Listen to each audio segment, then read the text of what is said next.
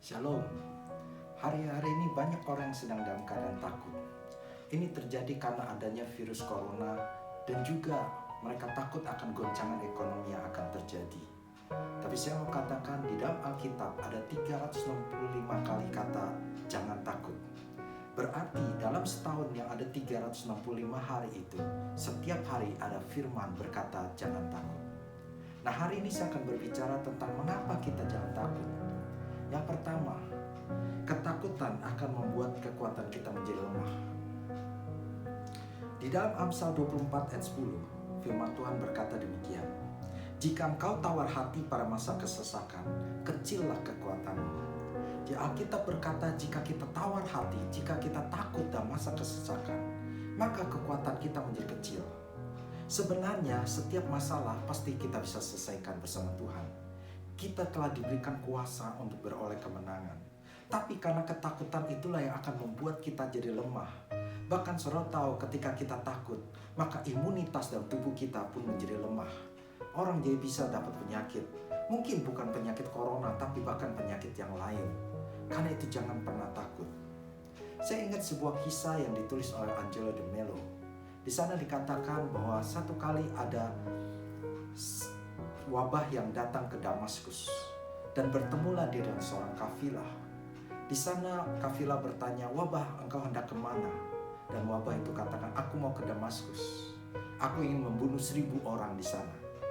Lalu wabah itu pun masuk ke kota Damaskus. Setelah sekian lama, wabah pun keluar daripada Damaskus. Ketemulah dengan kafilah ini.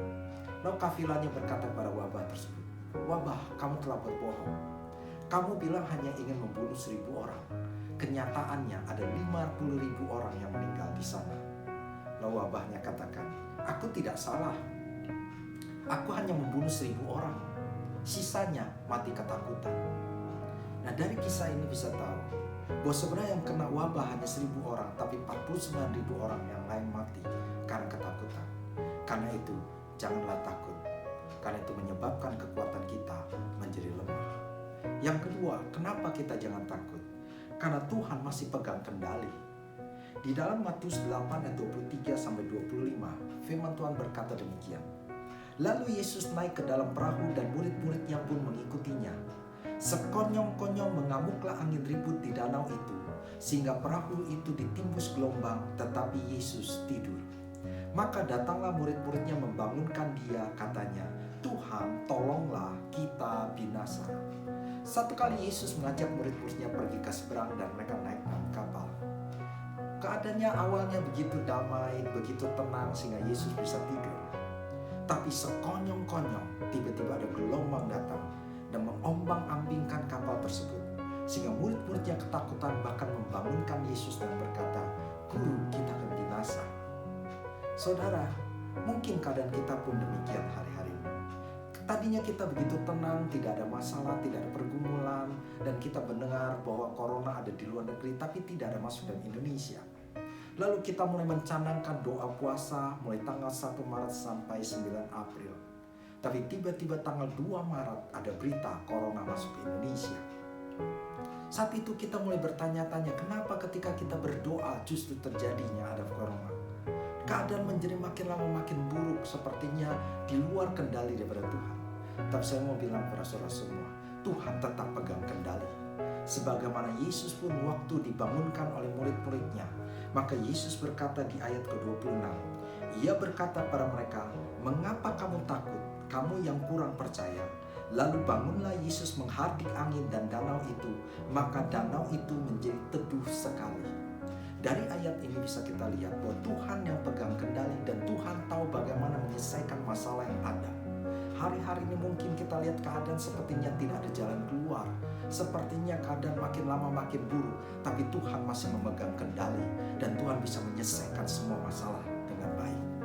Saya teringat dengan sebuah kisah yang terjadi tahun 1876 di Minnesota, di mana di musim panas tersebut panen gagal karena ada hama-hama serangga-serangga. Lalu di tahun depannya, tahun 1877, maka mereka khawatir adanya wabah hama tersebut. Maka gubernur daripada Minnesota pada waktu itu yaitu John Pillsbury mencanangkan 26 April adalah doa puasa. Dia mengajak seluruh penduduk Minnesota mulai berdoa supaya wabah ini berlalu. Anda tahu setelah mereka berdoa puasa, ternyata hari justru makin panas. Dan beberapa hari kemudian justru mereka menemukan banyak larva-larva, telur-telur dan para serangga berserakan banyak sekali. Membuat mereka khawatir, membuat mereka takut bahwa mereka akan mengalami gagal kembali panen. Saudara, tapi Tuhan yang pegang kendali. Di titik terakhir, maka tiba-tiba Tuhan curahkan keadaan yang dingin. Embun-embun membeku dan kemudian serangga-serangga pun mati. Sehingga tahun itu semua panen berhasil. Apapun yang kau alami hari ini, percayalah Tuhan masih pegang kendali dan Tuhan bisa menyelesaikan masalah dengan baik. Karena itu dua alasan mengapa kita jangan takut. Karena pertama, kekuatan kita menjadi lemah jika kita takut. Yang kedua, Tuhan masih pegang kendali dan Dia bisa berikan kita kemenangan. Dan mari kita berdoa. Bapa di surga, hamba berdoa buat semua yang mendengar daripada acara ini. Engkau memberkati mereka. Mungkin saat-saat ini mereka dalam ketakutan dan kekhawatiran, tapi kami percaya kami punya Tuhan yang hidup, Tuhan yang perkasa. Engkau punya jalan keluar atas setiap masalah kami. Dan kami percaya Tuhan, Engkau masih sanggup melakukan mujizat-Mu. Terima kasih, berkati setiap jemaat-Mu. Semuanya dilindungi, Engkau sehat dan diberkati Tuhan berlimpah-limpah. Terpujilah nama-Mu. Di dalam nama Yesus kami doa. Haleluya. Amin. Tuhan berkati.